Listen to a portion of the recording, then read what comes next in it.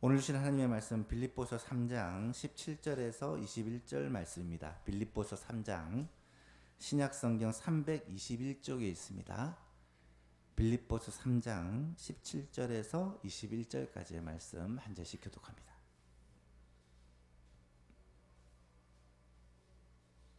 빌립보서 3장 17절입니다. 찾으셨으면 한 절씩 교독하겠습니다. 형제들아, 너희는 함께 나를 본받으라. 그리고 너희가 우리를 본받은 것처럼 그와 같이 행하는 자들을 눈여겨보라.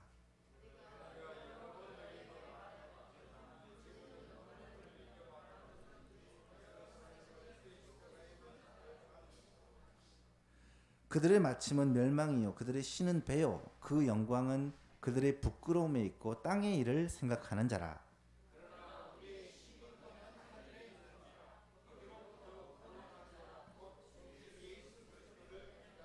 함께 있습니다.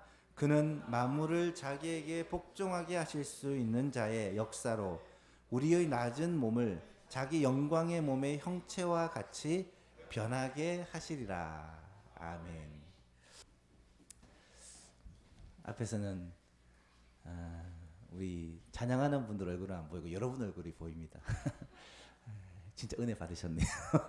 엄마 미소, 아빠 미소를 짓고 찬양을 함께 하셨던 것 같아요. 7월 달에 우리가 빌립보 교회에 대해서 함께 말씀을 살펴보고 있습니다. 오늘 마지막 시간인데요. 이 빌립보 교회는 하늘 소망으로 충만한 교회다라고 말씀을 드리고 싶습니다.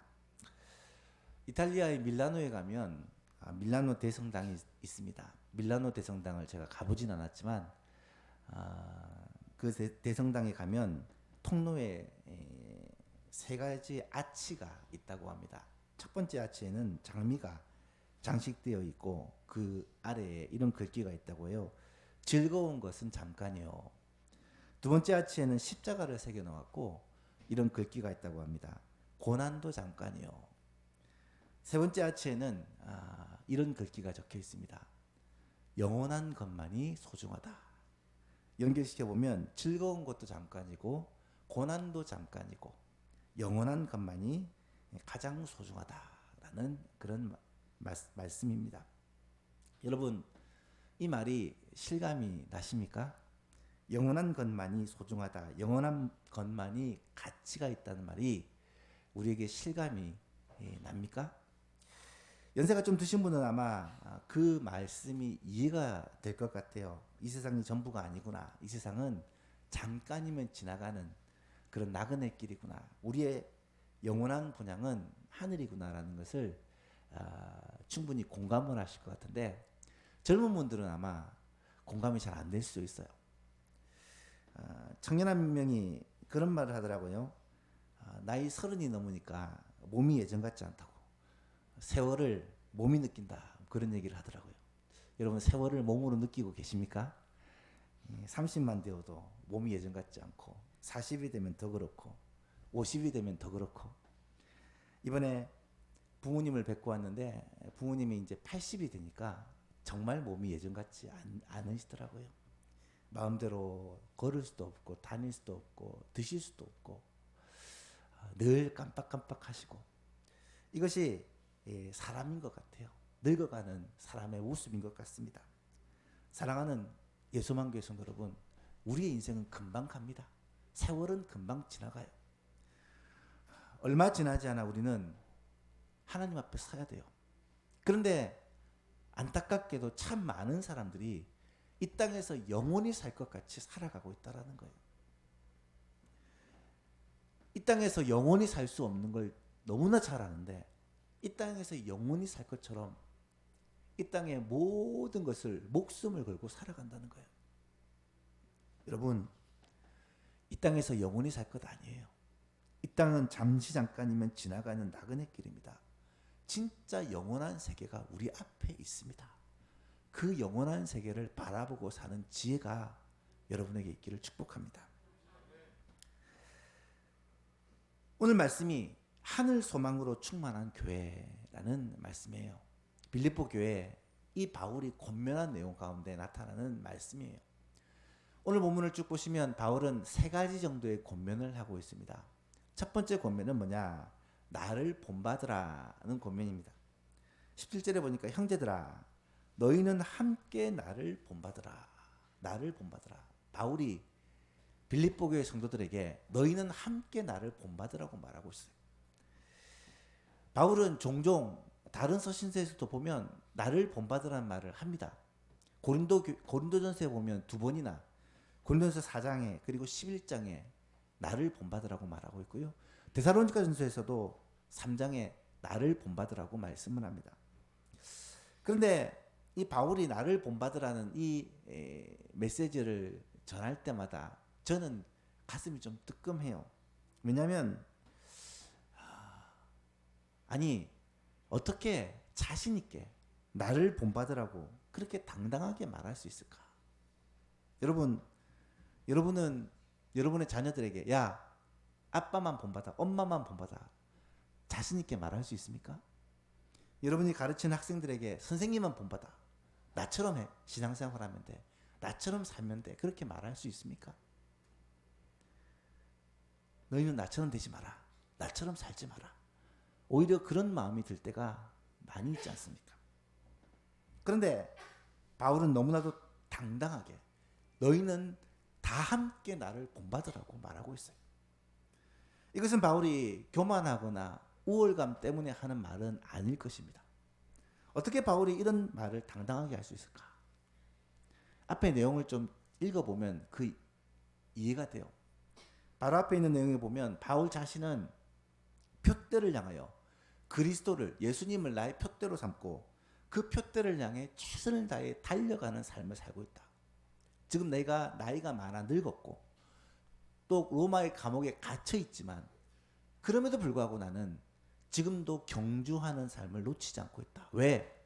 내 목표는 예수님이기 때문에. 예수님을 향해 나는 마지막 최선을 다해 끝까지 달려갈 것이다. 이런 모습을 너희도 본받으라 라는 그런 의미로 이해할 수가 있습니다. 그래서 고린도전서 11장에서는 바울이 이렇게 말을 해요. 내가 그리스도를 본받는 것 같이 너희도 나를 본받는 자가 되라. 내가 그리스도를 본받는 자 된 것 같이 너희도 나를 본받는 자가 되라. 이 말은 3단 논법에 의하면 너희는 누구를 본받으란 말이에요? 그리스도를 본받으란 말이죠. 내가 그리스도 본받는 것처럼 너희도 나를 본받으라. 이 말은 너희들도 그리스도를 쫓아 살아라 라는 말을 좀 더 눈에 보이는 예로 그렇게 말해주고 있다는 말입니다. 10절을 한 번 더 자세히 보시면 형제들아 너희는 함께 나를 본받으라. 함께 나를 본받으란 말이 어떤 말일까? 두 가지 정도로 해석이 가능한데 너희 모두가 나를 본받으라. 너희는 함께 나를 본받으라는 말도 있고 또 함께라는 단어가 너희는 나의 삶 전체를 본받으라는 말로 해석이 될 수도 있습니다. 여기서는 두 번째 해석이 좀 더 자연스러운 해석이 아닐까라고 생각해요. 너희는 나의 모습 전체를 본받으라.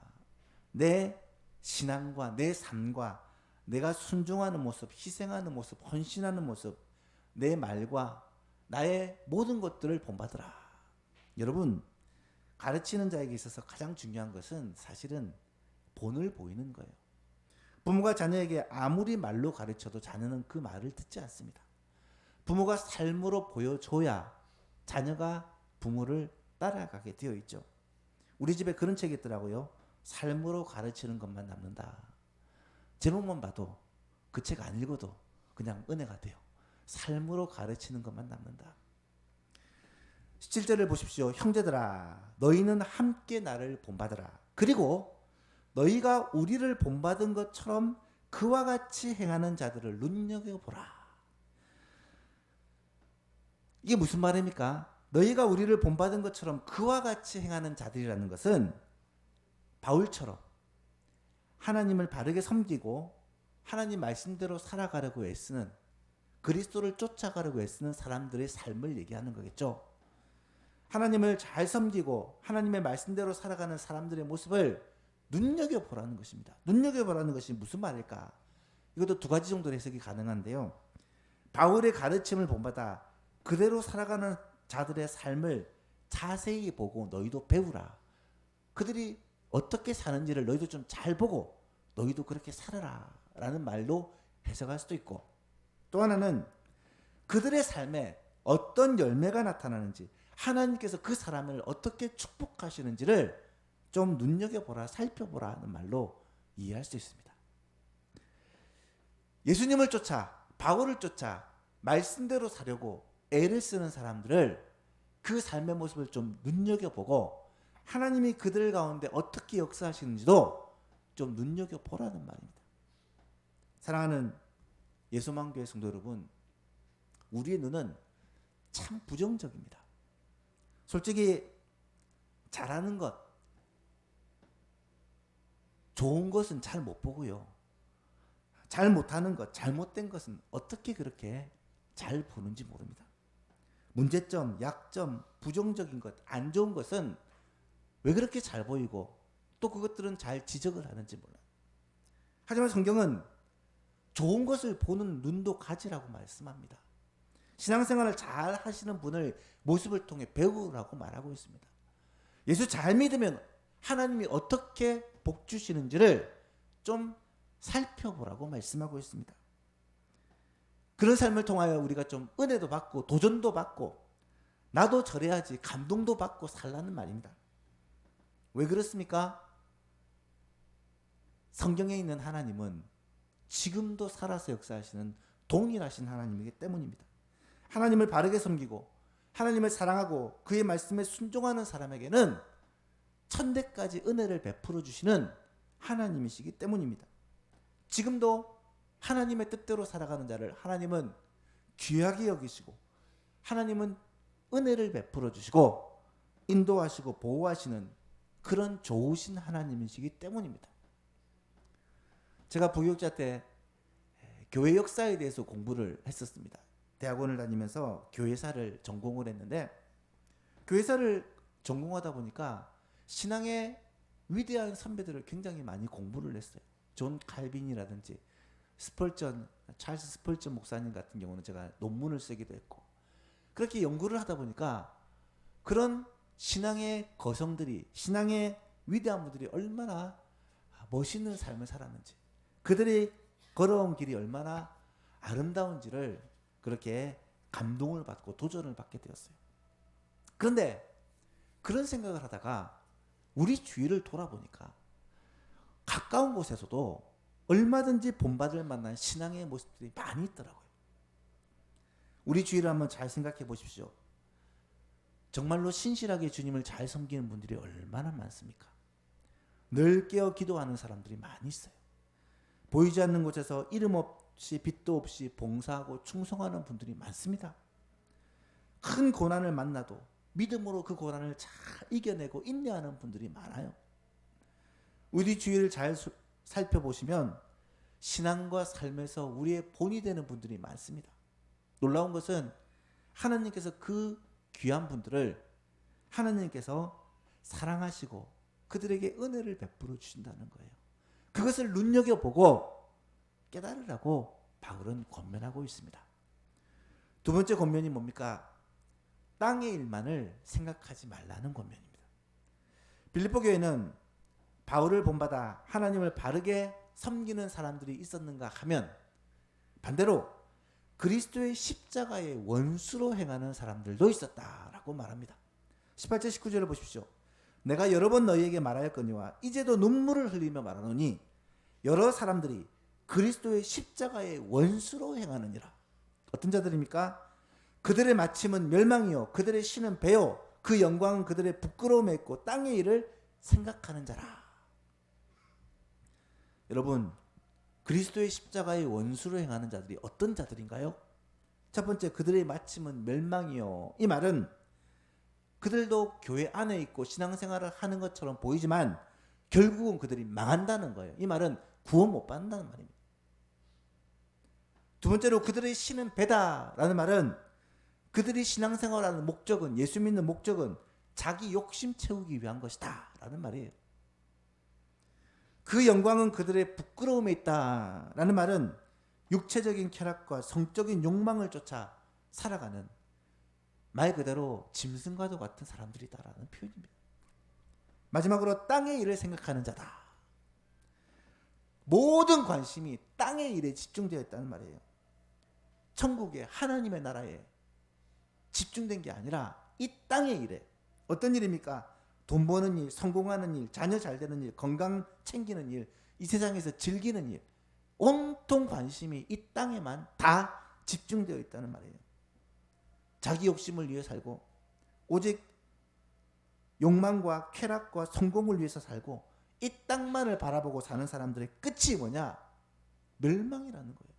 그 끝이 지옥이라는 말입니다. 그런 사람들을 볼 때 바울은 어떤 마음을 가졌나? 18절에 보니까 내가 여러 번 너희에게 말하였거니와 이제도 눈물을 흘리며 말하노니 여러 사람들이 그리스도의 십자가의 원수로 행하고 있다. 빌립보 교회 안에도 그리스도의 십자가의 원수로 행하는 사람들이 여러 사람 많아서 바울은 과거에도 그 사람들에게 여러 번 말하고 권면하고 설득하고 때로는 꾸짖고 했지만 도무지 말을 듣지 않고 이제는 눈물까지 흘리면서 그들을 향해 권면하지만 그들이 듣지 않는다는 거예요. 뭐라고 권면할까요? 땅만 보며 살지 마라. 고개를 들여 하나님을 보고 살아라. 자기 배만 섬기지 말고 만군의 여호와 하나님, 온 땅의 주인 되신 하나님을 섬기며 살아라. 그렇게 얘기해도 관심이 없다라는 거예요. 혹시 여러분 우리 가운데는 그런 사람이 없습니까? 하나님의 나라, 영원한 천국에는 별 관심이 없고 하나님의 뜻, 하나님의 역사에는 별 관심이 없고 우리의 모든 관심이 이 땅에서 잘 되는 것, 이 땅에서 부유한 것, 이 땅에서 편안한 것, 그것에만 관심이 집중되어 있지는 않습니까? 바울은 이 땅만을 바라보며 사는 사람들을 향해 그리스도의 십자가의 원수로 행하는 자들이다 라고 말했다는 사실을 꼭 기억하시기 바랍니다. 우리의 소망교회 성도들 가운데는 십자가의 원수로 행하는 자가 한 분도 없기를 축복합니다. 우리의 소망교회는 이 땅만을 바라보고 살아가는, 이 땅에 영원한 소망을 두고 살아가는 어리석은 자가 한 분도 없기를 주님의 이름으로 축복합니다. 마지막으로 바울이 권면하는 게 뭡니까? 하늘 소망을 가지고 살라는 것입니다. 그럼 우리는 어떻게 살아야 되느냐? 이 땅만을 바라보고 살지 말고 하늘 소망 가지고 살아라. 하늘 소망 가지고 살아라. 천국 바라보며 살아라. 하늘 소망이라는 단어를 제가 너무 좋아해요. 제 네이버 아이디가 하늘 소망인데요. 하늘 소망, 살아가는 이유와 목적과 가만히 있어도 얼굴에 미소가 지어지는 우리의 살아가는 궁극적인 이유가 이 땅에 있습니까? 아니죠. 하늘 소망이죠. 그렇다면 하늘 소망을 가지고 산다는 말은 구체적으로 뭘까? 두 가지만 말씀드리고 말씀을 마치려 합니다. 첫 번째는 우리가 이 땅에서는 나그네라는 사실을 기억하며 사는 것입니다. 우리가 이 땅에서는 나그네다. 20절에 보니까 그러나 우리의 시민권은 하늘에 있는지라. 우리의 시민권은 하늘에 있다는 말은 우리가 어느 시민이란 말이에요? 하늘 시민, 천국 시민이란 말이에요. 이 땅에는 나그네, 순례객이라는 거예요. 여러분 우리가 대한민국 시민권자잖아요. 그러면 미국에 가면 우리는 손님이에요. 나그네예요. 외국인이에요. 우리의 시민권이 하늘에 있다는 말은 이 땅에서의 삶이 나그네라는 것을 아는 것입니다.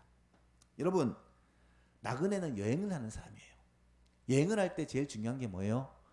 여행을 할 때 짐이 가벼워야 돼요. 많은 것을 싸들고 다니면 여행이 고난길이 됩니다. 비싼 다이아 반지를 끼고 다니고 비싼 에르메스 백을 메고 다니고 이러면 여행 갔을 때 어떻게 됩니까? 늘 걱정이 혹시 날치게 가지 않을까? 혹시 이것 때문에 누가 나를 찌르지 않을까? 걱정하며 다녀야 돼요. 여러분 이 땅에서 많은 것을 가지면요 편안하고 마음껏 누리고 살 것 같지만 더 많은 걱정 근심 속에 살아갑니다. 주님은 산상보훈에서 이렇게 말씀해요. 너희를 위하여 보물을 땅에 쌓아두지 말라. 여기는 좀과 동록이 해하며 도둑이 구멍을 뚫고 도둑질 하느니라. 너희 오직 너희를 위하여 보물을 하늘에 쌓아두라. 저기는 좀이나 동록이 해하지 못하고 도둑이 구멍을 뚫지도 못하고 도둑질도 못하느니라. 내 보물이 있는 그곳에 내 마음도 있느니라. 여러분, 여러분의 보물을 어디에 쌓아두시렵니까? 요즘에는 은행에 돈을 넣어놔도 불안한 시대가 되었어요. 집을 갖고 있어도 어떻게 사기를 당하고 문제가 생길지 모릅니다. 여러분, 물질에 우리의 소망을 두면요, 여러분 결국 좌절하고 낙심할 수밖에 없습니다. 이 땅에서의 삶은 금방 지나가요. 우리의 영원한 가치를 이 땅에 두어서는 안 된다는 말입니다. 성경은 말하죠. 우리의 연수가 70이요 강건하면 80이다.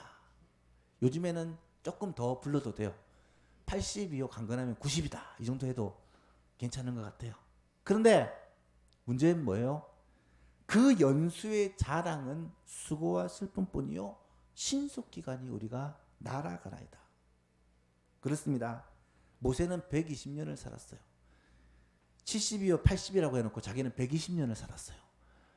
여러분, 120년을 살면 뭐합니까? 여러분, 인생의 삶이 고달파요. 모세가 200만 대군의 지도자로 40년을 봉사했는데요, 단 하루도 마음 편한 날이 없었을 거예요. 백성들에게 일어나는 수많은 문제들을 안고 그렇게 끌고 40년을 살았습니다. 인생에 살아가는 것은 누구나 다 수고와 슬픔이에요. 고생 안 하며 사는 사람이 없어요. 우리의 삶은 이 땅이 끝이 아니거든요. 이 땅은 수고하는 나그네 길이에요. 진짜는 그 뒤에 있다는 거예요. 고린도서 4장 16절에 이런 말씀하세요.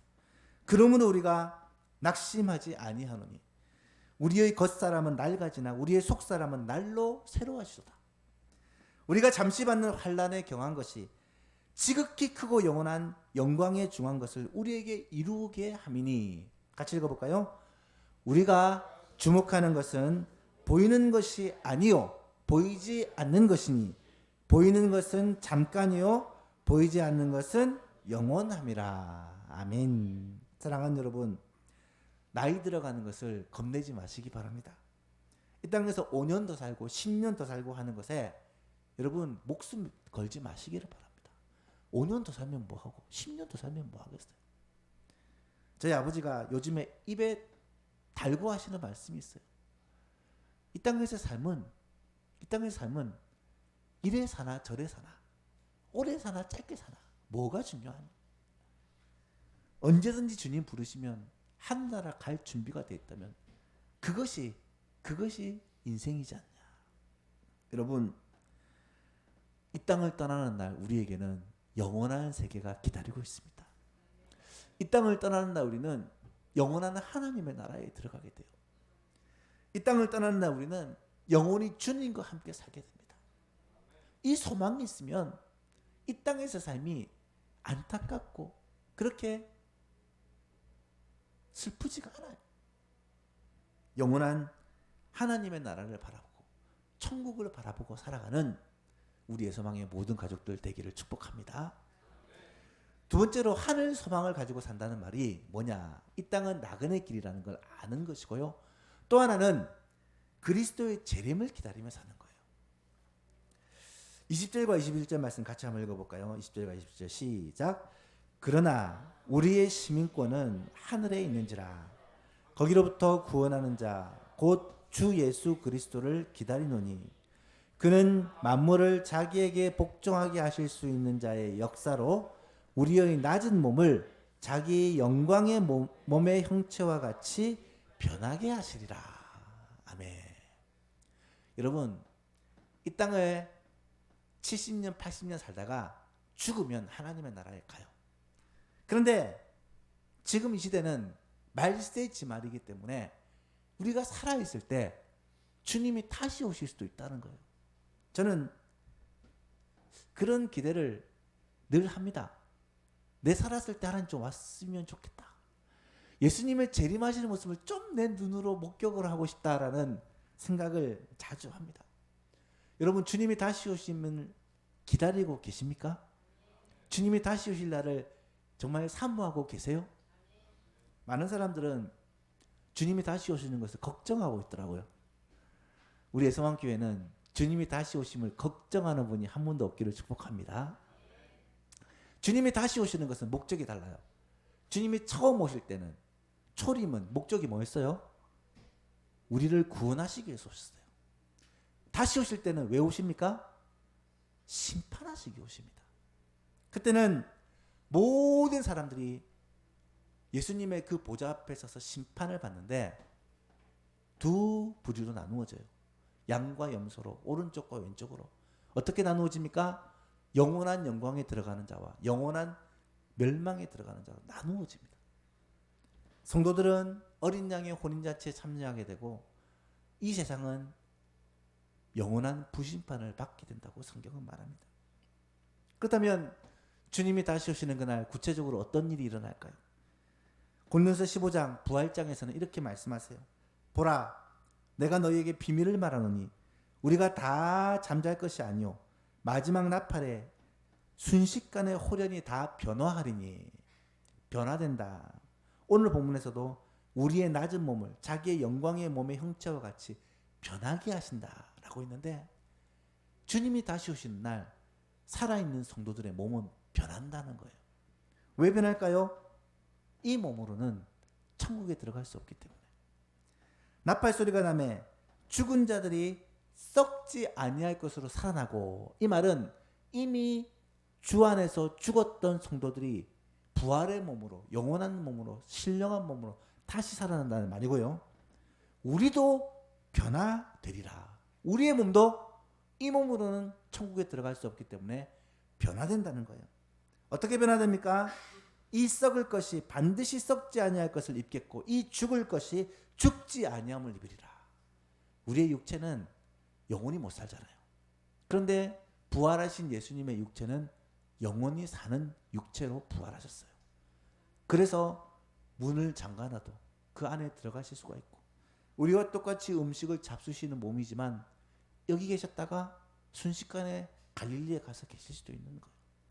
부활의 몸, 영광의 몸, 신령한 몸은 지금 우리의 몸과는 비슷하지만 다른 몸이라는 사실을 알 수 있습니다. 사랑하는 여러분, 주의 재림의 날 이런 일이 일어납니다. 주 안에서 죽었던 모든 성도들의 몸이 신령한 몸, 거룩한 몸으로 다 살아나고요.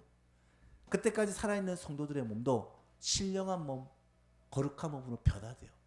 그리고 그 부활의 몸으로 우리는 주님이 우리를 예비하신 새 예루살렘, 그곳에서 영원토록 주님과 함께 살아가게 된다는 것. 그것이 성경에서 말하는 천국이요, 우리가 반드시 들어가게 될 우리의 미래라는 말입니다. 말씀을 맺습니다.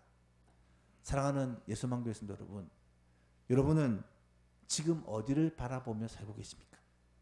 이 땅만을 쳐다보며 살고 계십니까? 아니면 영원한 본향인 하늘나라를 바라보며 살고 계십니까? 하늘 소망으로 충만한 삶을 산다는 것, 우리의 소망교회가 하늘 소망으로 충만한 교회가 된다는 것, 이거보다 우리에게 더 복된 소식은 없습니다. 하늘 소망으로 충만한 자는 어떤 삶을 살까요?